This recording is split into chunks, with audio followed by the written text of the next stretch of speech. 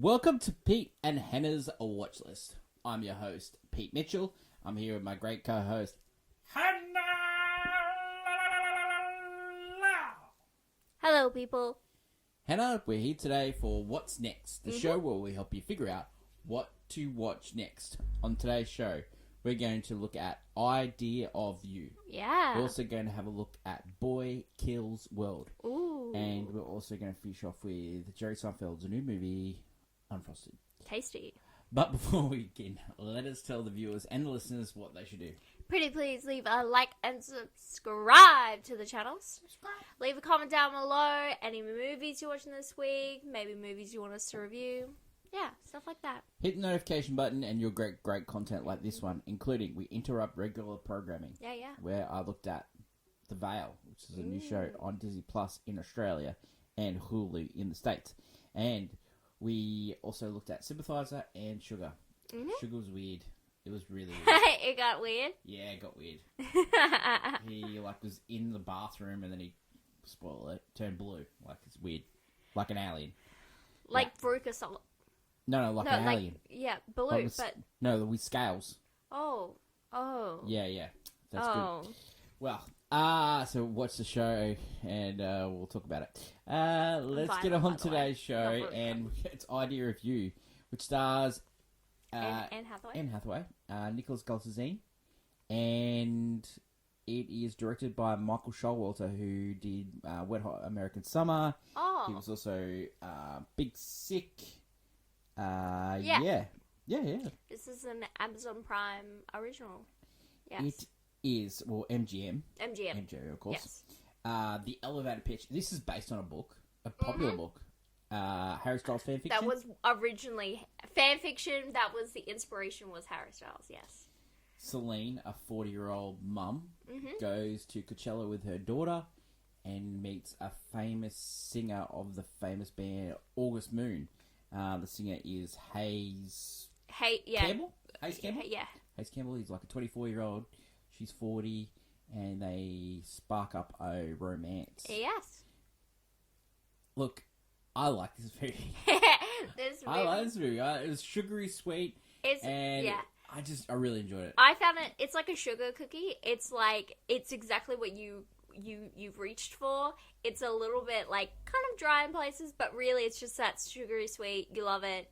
You just had a great time, and that's all it is. It's like a very cheesy rom-com, and that's what it is. It's not about, even though it deals with the themes of an age gap romance and the idea of how would it affect her child it doesn't matter, because you're just here for these two. They have such great chemistry together, and it's really fun to see their lives just play out and them, go back and forth. You can pick holes through this movie, it's a usual, we break up, we get back together, we break up again.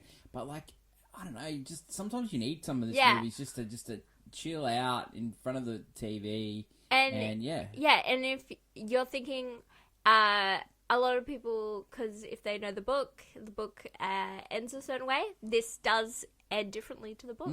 Yeah. So if you're hoping for a happy rom-com, you've got it right here, baby. This is just a lot of fun, but it is over cheese. So yeah, definitely. And don't be for those Anne Hathaway stands, this is perfect for her. She works. It's just absolutely perfect for her. She's so sweet. This is going back to a 2000s rom-com. So this is very This is if the Princess Diaries, she met a younger guy. It's the same awkward character, she tries a little bit too hard, and she's singing with her daughter, and her daughter gets embarrassed to be around her mum, and it's all that. It's so cute. It's classic cuteness, really is, Yeah. Nicholas Galtzine, he's so perfect. Yeah, he's just being printed out of an AI machine. He is just perfect for these rom-coms. Every time. Red, White, and Royal Blue. Yep. The Cinderella movie. Bottoms, but he's more of a comedy villain. Yeah, and then he was perfect. And then Purple Hearts on Netflix. He is that perfect. He just does it so well, and he has no problem. And you just love him. Even though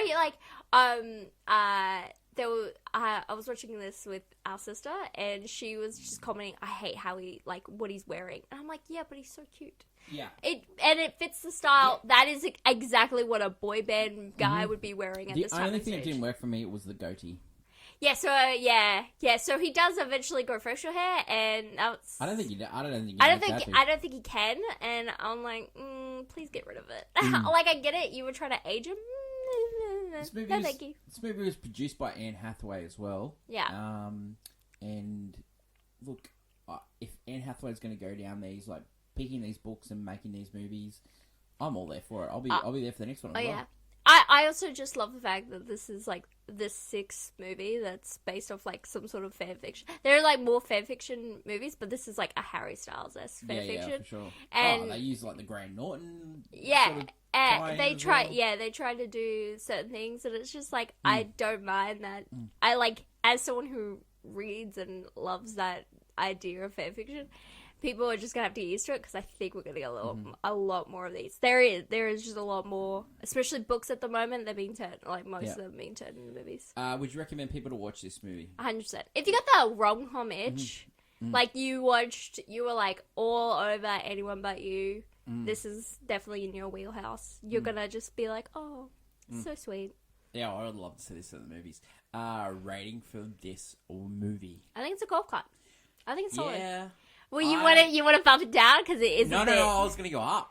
I don't think it's a banger, just because. Like, yeah, there's a lot of flaws, but oh god, it was so. It works. It's a golf cart because I just think some of the dialogue, and there's not really. Oh, it's cheesy. And then the side characters. That's a problem I have with Anyone But You, is that side characters are like, they used to be. Yes, they used to be characters, but they used to be really fun. You can definitely tell they spent all the money on the top, like the bandmates. Not only that, the story, how they written it, they wrote out storylines that were in the book about the band members, and now they just like, you could just tell it's just about that took all the money for this movie, like, is because the co-stars, like, none of them are really well known, like I don't mind that from Veep and stuff like that. I don't mind that. I know you don't mind that, but, like, you know, it would have been great just to have a comedic friend or something like that. Would have been a little bit funnier. It's more so that they're just not written into the story. It's just that they focus a lot more on their relationship, which I prefer, but it's not perfect, you know. Idea of You is a golf clap, and it is streaming now on Prime Video, Amazon. The next movie we're going to look at is Boy Kills World, which just got released in Australian cinemas. It's been in North American release the last couple of weeks. Yep. Directed by Moritz Moore, who is a German director. Yeah. And we have Tyler Burton Smith, who did, like, Child's Play and movies like that. He writes this movie, and it's sort of like a video game-esque over the top, like over action voiceover, because the boy that is the so the main character is deaf and mute. Yep. And so they use a voiceover as a way, and it does give that main, like, protagonist feel in a video game. The boy is played by Bill Skarsgård, who was in John Wick Chapter 4. It was also as It. Pennywise. He's the brother of Alexander Skarsgård, son of Stellan Skarsgård. Jessica Roth, who was in La La Land and also Happy Death Day. And you got Michelle Dockery, who was out of the... what's that movie? What's the TV show? What TV show? You know, the old people love. Downtown Abbey. Downtown Abbey. And then you got Brett Gelman. Best description of Downtown Abbey I've ever heard. Old people love. You got Charlotte Capote, and you got Famke Jensen from the GoldenEye. I call it this is what I call a cute cast. Like, yeah. You got a boy who has been trained by a shaman to get revenge because he's lost his family. Yeah. And he decides to take down this evil family. Yeah. It's grotesque violence. It's over the top. Over the top. humor. Humor and like the world is very much like the idea is like this. There's this weird totalitarian thing, and like there was a war, and these people like were cleaning up their enemies, and like his family were one of them, and so now he's like. It looks like he's about to it looks like break the system. It does look like a video game, and like the way the violence. Yeah, goes and stuff like that. they even like the way he got his voiceover was from a video game he used to play. So and the voice of the voice is familiar. It's the guy that voices. He does Archer and stuff, and I love his great. He has a great like monotone, sarcastic voice that just works really well. And I don't know how they do it, but Skarsgård's looks like he has these really funny facial expressions when the talking's happening, and it just worked really well. It does. And I think it worked best when he was playing off, because the first like 20-ish minutes where he's kind of by himself, you go the training montage, you're waiting until he meets us, like he finally gets like first steps into like the trying to take his revenge. It's like you're just waiting around for the revenge. I mean, we could have like skipped ahead, because he was once he was playing off other people, the voiceover wasn't annoying. I just found it was annoying because it was great at the start. It was just like there's like he's not playing off anyone, so I'm just hearing he's playing off his dead sister, like there's a lot of emotion, but as soon as you get more characters into play, like it's playing off this comedy. He's Offsider, very dark humor, played by Andrew Coy with Basho. That was really funny when they were interacting. And then he says like, "Oh, you don't talk much, do you?" Later in the film. And the thing is that no one knows. Like no one knows he's like deaf and mute. He's just being silent this entire time, and I kind of love it because they're all questioning him. He's like, "Give us the name," and he's just sitting there. I can definitely see why this movie wasn't successful, but I think this movie is going to be a cult classic. It's a cult classic for sure. It gave me that vibe, like Skull Pilgrim and all that. Like it just gave me the vibe of something that people are just going to find, they're going to love, and they're going to go, oh, but what about this movie? Like, and it's so strange that because you see how Bill Skarsgård is like buff in this movie. Like he's buff. Like you think. You think his brother, like, they have something, they have genes in there. Anyway, he's buffing this, and then you're like, oh my god, he's, like, this guy's Crow later this year. So it's like, you can see, like, I don't know when he did this movie, or at the same time, but it's just, like, crazy. So, June 27th, who's played by Jessica Roth, that was supposed to be Samara Weaving, but she pulled out due to things. So, would have been interesting to see Samara Weaving in this movie, because she's one of our faves as well, but, would you recommend people to watch this one? If you loved these over-the-top action movies, especially revenge movies, I think you have a lot of fun with this. Yeah. Like, this is, like, I enjoy movies like Monkey Man and John Wick and stuff, and I did enjoy this movie. Like, by the end of it, I'm like, that was I was into it as well. Look, I would say it's a definite watch for me, and it's a definite golf club. Just solid. A golf club? Just solid. It's just a solid action movie. It is going to be a cult classic. It's going to be an indie one. It's not like...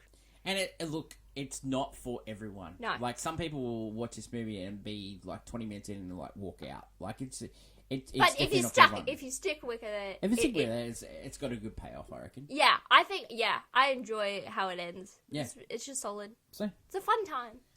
Blinker's World is in cinemas in Australia now, and it's cinemas all around the world now, and it'll be coming into VODs very soon.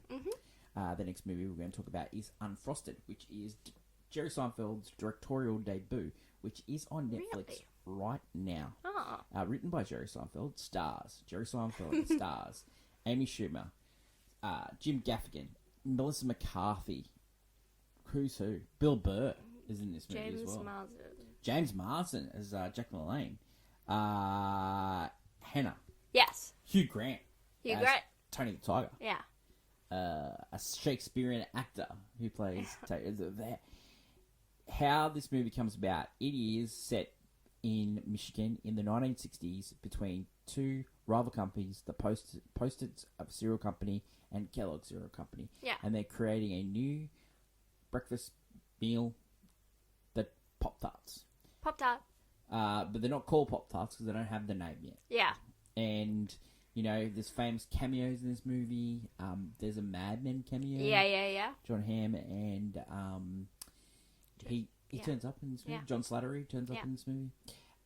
Bill Burr plays John F. Kennedy. Very funny.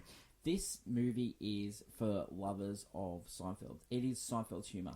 There's like a big running gag in Seinfeld where he always talks about eating cereal for dinner and stuff like that. And like halfway through this movie, they just sit down and have cereal and just chatting about it. Which is funny because Kellogg's got in trouble for saying you should have, with the cost of living and everything, you should have cereal for dinner.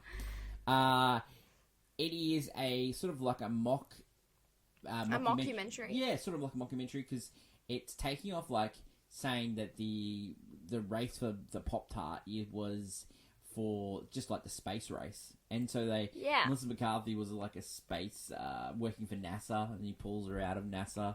And so it is, quasi-true, but, not factual. Factual, yeah. And I laughed. It really tickled my funny bone. Yeah. It's that dry Jerry Seinfeld sense of humor.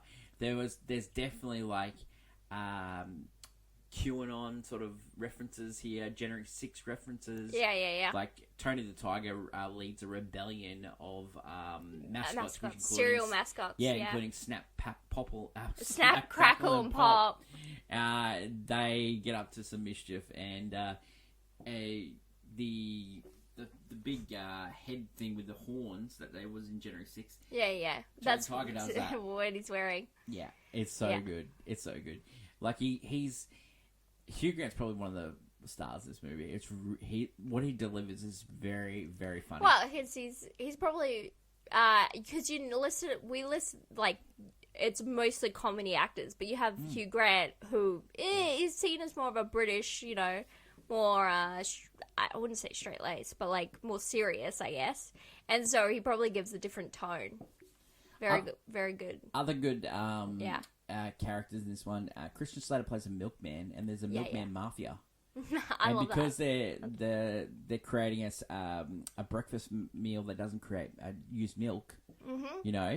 There's like a Russian element here because the Jerry Seinfeld's character stops the sugar coming into the States. Yeah. It's just, it's very funny. It is very funny. It's not the Cuban Missile Crisis, it's the Cuban sugar crisis. Oh, wow. It's just, it's just like a lot of fun. Like, I would definitely recommend people watching this on Netflix, especially those who love Seinfeld and that Curb Your Enthusiasm sort of type of humor. It's definitely one to watch. Yeah. Rating for this one, I would probably, it's bordering on a golf club and I played on my phone. Yeah. It does lose its way a little bit. Goes for 90 minutes. I think the end's not fantastic. But there's some funny bits with Walter Cronkite and also in the end. Yeah. But the start is the best bit where Seinfeld finds out that the Post-it people are creating a Pop-Tart by rustling through their bins. And there's these kids that are rustling through the bins because they're trying to get the offshots of these Pop-Tarts. It's very funny. Yeah. Amy Schumer plays the Post-its person, and Jim Gaffigan plays the Kellogg's person, and they're quite funny. They've got good chemistry, and they banter and stuff like that. So, Unfrosted is currently streaming on Netflix, and we're going to give that one a... I played on my phone, because it's not as good as Idea of You. No. It's not. Well, no. In a comedy mockumentary style, like it's still good. Yeah, it's still good, but it is also since it's Seinfeld humor. Not everyone loves Seinfeld. That is true. That is true. That's sadly true. There you go. Not me though. I love it. That is it for today's show. Thank you everyone for watching. Don't forget to like, follow, and subscribe. If you watch any of these movies, comment below and give us your feedback on what you thought of these movies. Yeah. Tomorrow is Movie News Day, and we will be doing some clickbait, and we'll be also doing some news, and Hannah will preview the movies that we are watching next week. This week on AFI Top 100, we have All the President's Men, which is movie number 77. Cool. On the AFI Top 100. Should be a great one. That is my lovely co-host, Hannah. Thank you, everyone, for watching. until tomorrow when we catch up for movie news, long live cinema, and it is a bye for now. Bye.